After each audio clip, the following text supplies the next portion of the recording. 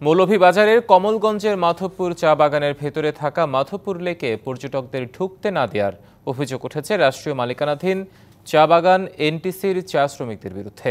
বুধবার বিকেল থেকে পর্যটক ও স্থানীয় লোকজনকে ঢুকতে দিচ্ছেন না তারা। দেশ বিদেশের অনেক পর্যটক লেক দেখার জন্য এসেও ফিরে যাচ্ছেন। এর আগে গত 20 অক্টোবর থেকে বকেয়া মজুরির দাবিতে অনির্দিষ্টকালের জন্য কর্মবিরতি পালন করেন চা শ্রমিকরা। আন্দোলনরত শ্রমিকরা জানান, প্রাপ্য মজুরি না পেলে কাজে যোগ দেবেন না তারা। পাশাপাশি মাধবপুর লেকও বন্ধ থাকবে।